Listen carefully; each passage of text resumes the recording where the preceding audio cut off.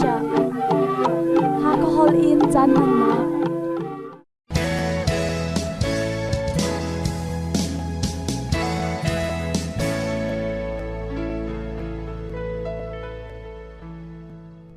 Nifitin misla rai thoinak Bible chatiang kan thenga ding mi kan rel nak chan silai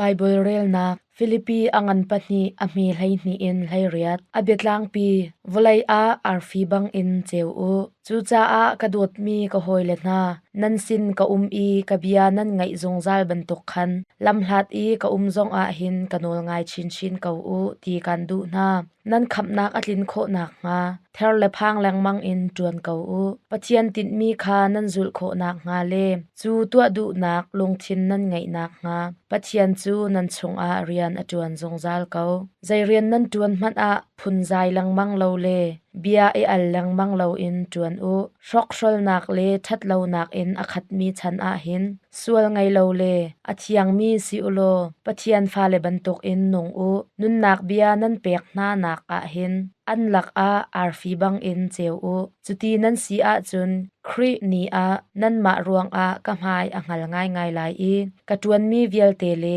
ka zuam mi vial te kha pakpalong an selo ti kha alang lai kanun nak thisen hi nan zup nak ni pathian apek mi rai thoi nak sa chong a toy asi man a chu kalom mi ase kaulai i chu kalom nak chu nan di lak in kan throm na chu bantuk thiam thiam in nan ni zong nan ilom ok asi i nan ilom nak chu nan ka shom ve ok asi boy pabia asi luka angan hlaili ame kulnga in som thum pathum tiang abitlang pi zultu siman jisu sin a chun mitampi an kalve amer i atho na i ahomhan kasin a arami chu apa se anu se anupi se afa le sina se ama le ama se a huat lo a chun akazul tu ase kholo awailam ta na kha aput i akazul lo mi chu akazul tu ase kholo nanni lak i pakhat khat ni in sak atim tik a korean hi adi tiang in ka phaisa ni akazau lai ma zaulo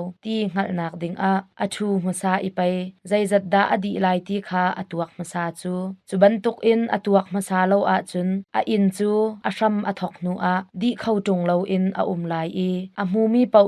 ni chuak a an sai lai hi pa ni hin sak a hai e ot i adi kho tung lo hen hi an ti lai siang pasang pakhat khat ni ama tuk ok a ral kap thongkul he arami siang pasang kha aral kap thong sha he rak da ok a hai chu no a chun athu masa lai ipai kha siang pasang kha kadau khau lai madau khau lai lo tia atuak masa lai chu kadau khau lai lo tia angal a chun siang pasang chu lam hla pi i arat liau a khan vadon i rem nak sar ok a lamkal atha na lai chubantuk thiam thiam in nan ni zong nan ngai mi vial te kha nan hlot ti lo a chun kazul tu nan se khau lai lo tia ati na boipa thong thabia ase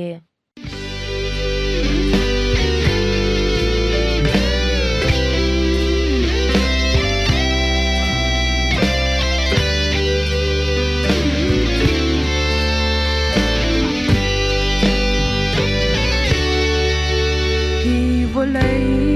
cam vun nak hi lệ chân đinh dây man lâu thị nak lệ ai sham na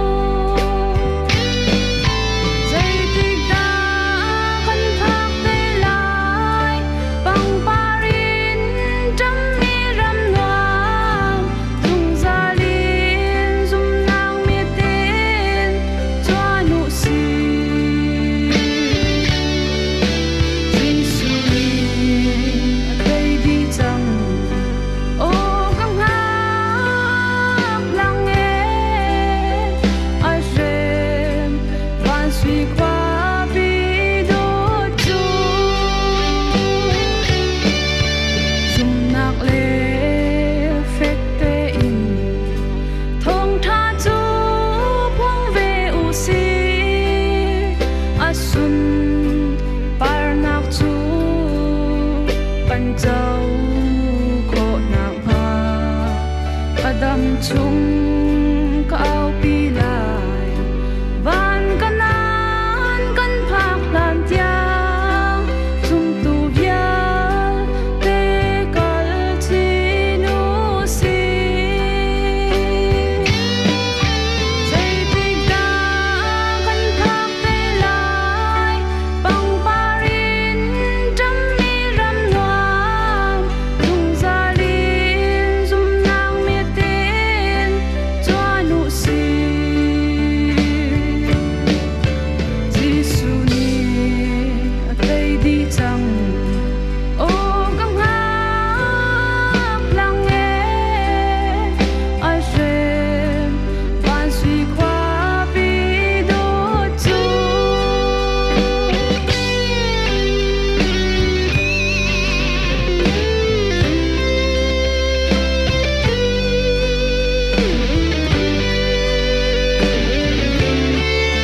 chan tha kan yo te a Giêsu chu khoi chang mu si ka fa kan ha kau vai lam thing chung in na sual na chu kal ta in Giêsu he kan kal ti chun lum re thei van san a ti lau dây tình ta kan thak te lai bang parin trăm mi ram noam tung gia lin zum nang mi tin cho nu si Giêsu ni atay di chang o gang hak lang e ai rem van suy khoa bi do chu Giêsu ni atay di chang o gang hak lang e ai rem van suy khoa bi do chu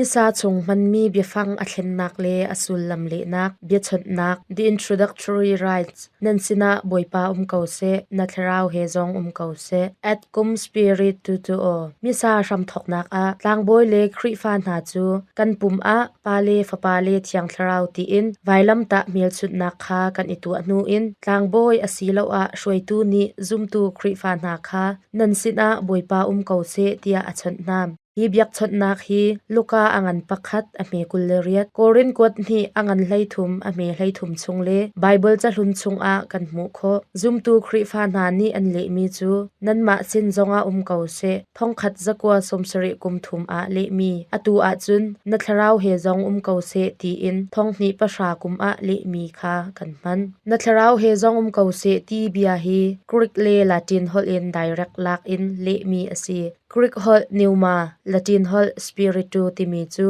tlangboy ti nak sulam asi lan liao Greek mi phim na ni minong hi pum longthin le tharau ti in phun thum a anti chu phun thuma chun tharau hi asang bik le asung loi bik mi asi anti asina in Greek mi phim pakhat ni achim mi pom nak chu misa chung i man mi na tharau he zong kau se ti mi bia chung i tharau ti mi he a pe tlai lo tia ati chuban tuk in le nak a mi bia tharau ti mi chu tlangbo i a tharau zong kha ati du nak asifon lo zaicha tia diken asilo a phungchim saya na zong kha nan tharau he zong kau se tia kan chhot ve na cha a asi tlangboi ni nan sina boipa kau se ti mi bia chhot nak chu khrifa kan zup nak asimi thi nak in a thau than mi Jisu chu kan laka nak kong zup nak in kan phuan nak kha asi tlangboi ni nan sina boipa kau se ti mi bia chhot nak kha misa ram thok nak a voi kha thong thbia rel hlan a voi khat boipa thi sa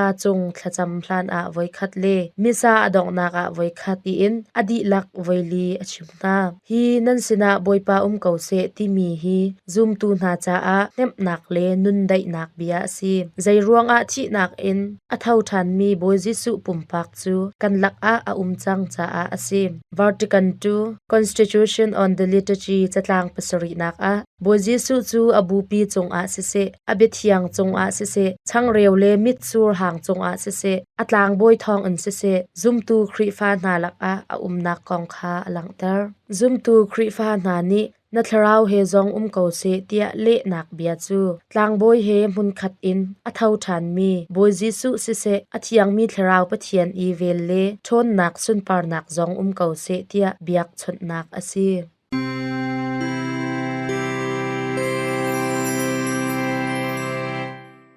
Sing Charles Borromeo thongkhat zanga som thum kum riat in thongkhat zanga som riat kum li siang boy achang ha mi siangak chia siang boy chan nak siang in na zau khen tu mithiang Charles Borromeo chu Italy ram Arona khwa fate a thongkhat zanga som riat kum ni kum a achuak kumkul kum ni asi a apu asimi Pope Pius parok nak ni Cardinal le Milan khwa Bishop Rian arakhen Council of Trent pup nak kha adi tiang asroi nan hu a meeting bicha nak vialte kha tlingte in adi tiang tuan ding in lam arak mu sakna a uknak peng chung i siang boy uknak Paris chung a wak vai in pathian bechon piak ding a nol arak chua bupi ukmi siang boy chan nak siang in awan masabik tu asi ahol ka a i rian rang in ahol khawlo na in aphung chim nak chu mual angai i atha ngai ngai Charles chu bupi biak nak phonglam kha au patok bantok in thlacham nak na kha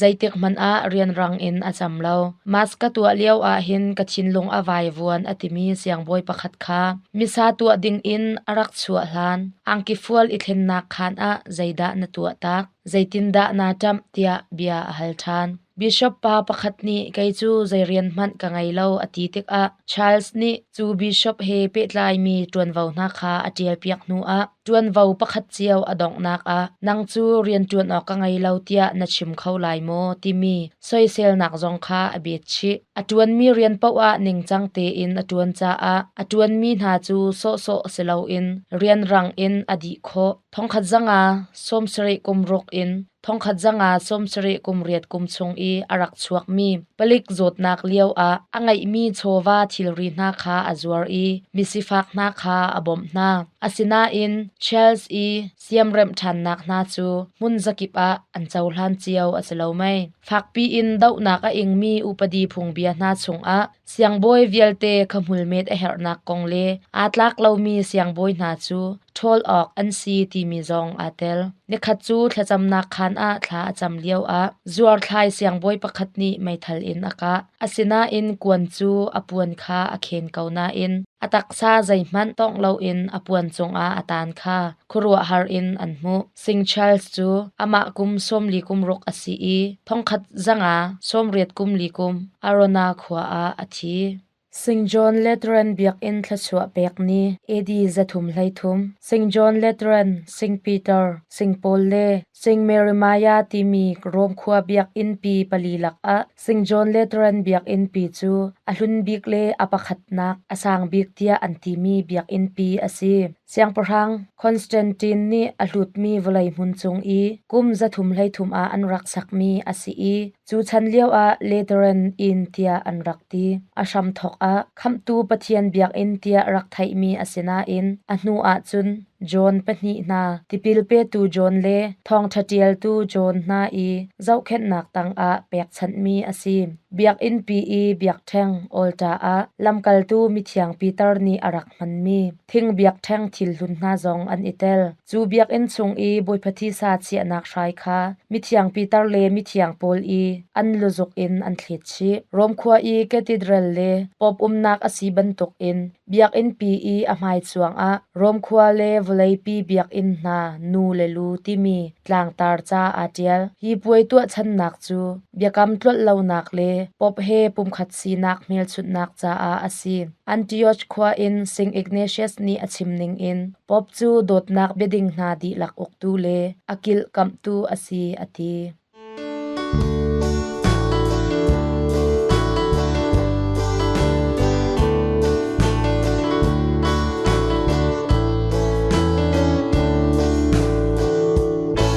Zon a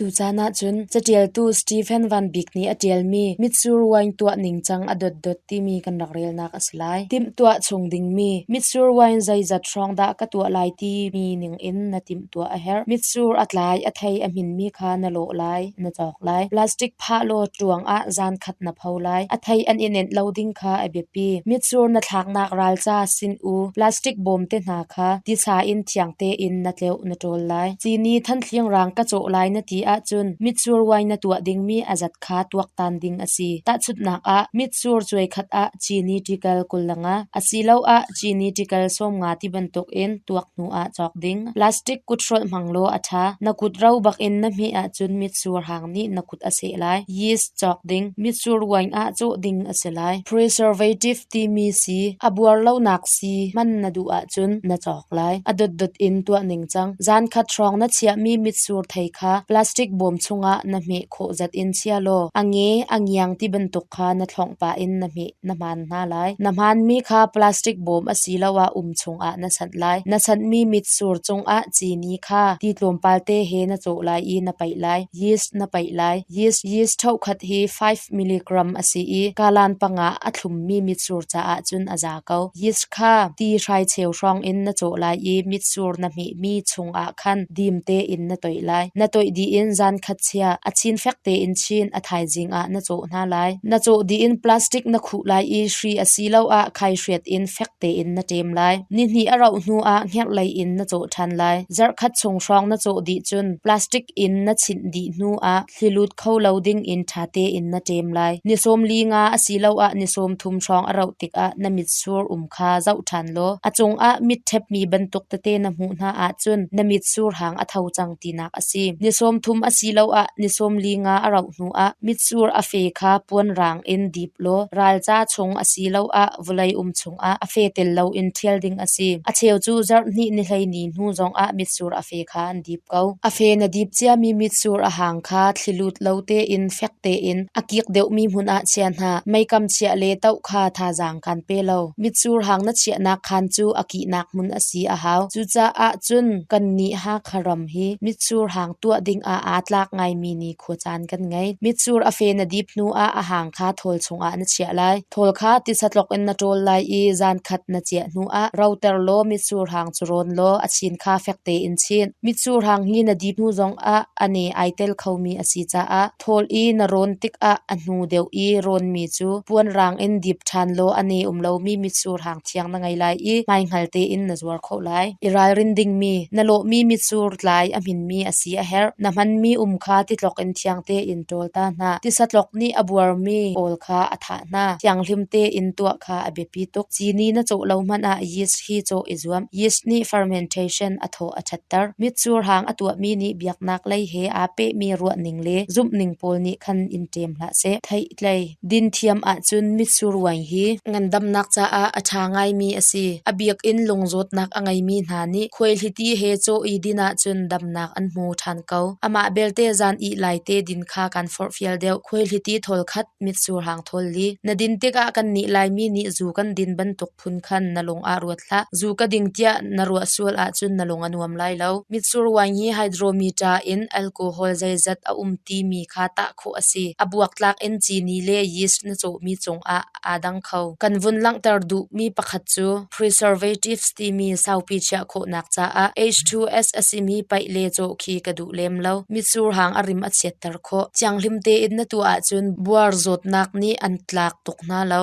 ramdang a chun chini cho du a chun nol permit lak a haw an ti thithlum zot nak an ti ruang a asi chu cha a chini na cho lo zong a apoi lo asina in lai tlang e kan chin mi phun hi athor mi phun an sidi ngot i chini na cho lawa chun athor tok lai i din ok atha tok lem lai lo mitsur wine chu ni som li nga nu a din kho asikau wine kan din a kan po afak an ti ton mi khi yeast an cho lo cha a asi a cheu chu tharuk tiang an chia nu a an din ton thate in atho nu a chun mitsur wine chu kum sau pi chia kho asi kum som li som nga tiang man an chia mi a tia kan thai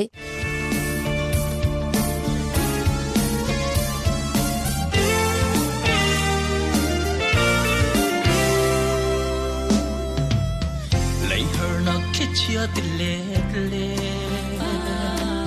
zot la adin nung phun za ki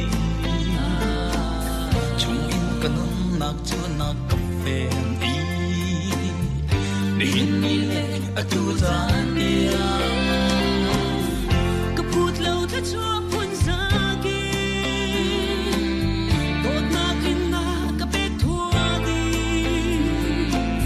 hi dir mu le si ning a na ka chia ka lung long na mi thi a lo nam pan le di black in na ka chua hi ka ta dong le si ning dir mu na ka toy na ka chia hi ka rua lung long na gin ka khat e boy jisu come in hoi la come mai come low in ano ni come on hi dir mu na na ka chia boy ba ai op na lo ka ai le ni no ka na ka ser mo boy ba is that man ka man ba lo mi le ka chun man ma na ka rua ba lo mi mu na ka chia hi ka rua chan le man ti na do na ka pem chi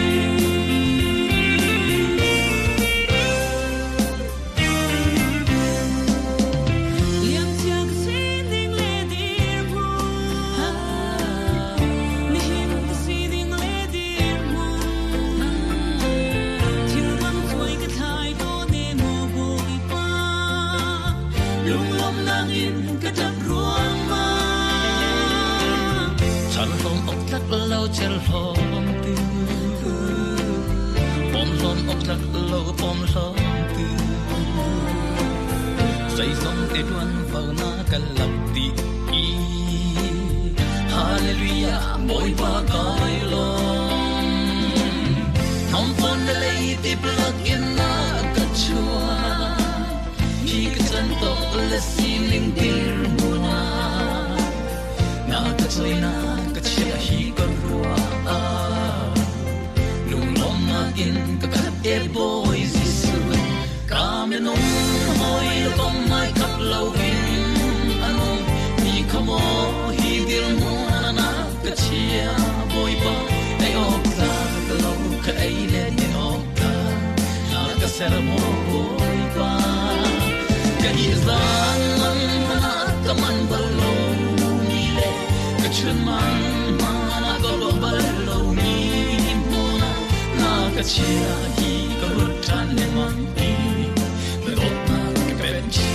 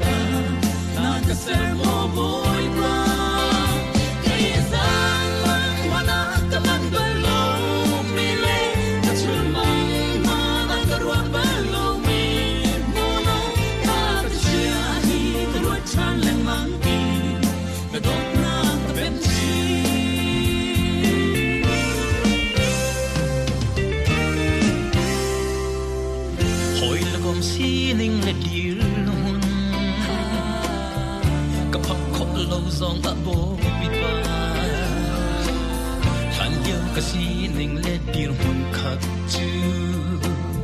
meng tam pina kolon ter chang wi la vai din ke ngai lo long ya tu chi ok zat man lin chim ye zia man kai ka thiam lo hallelujah boy pa kai lo non pon le lai dip lagin na ka chua hi ka tan to la sining dir ma na ka choi na ka chia hi ka ruwa lum lom na in ka khat e boy jisu come in hoi la kom mai kap lo in anu ni kamo hi dir mu na ka chia boy pa ai o ka lo ka ai le tin o ka na ka ser mo boy pa ke izan mang mana ka man bal lo mi le ka chun mang ma ka ro bal lo mi mo na ka chia hi ka ro chan le mang ni na ko na ka pen chi chan kan ngai mi ati chang cha a nan za ten mang tha u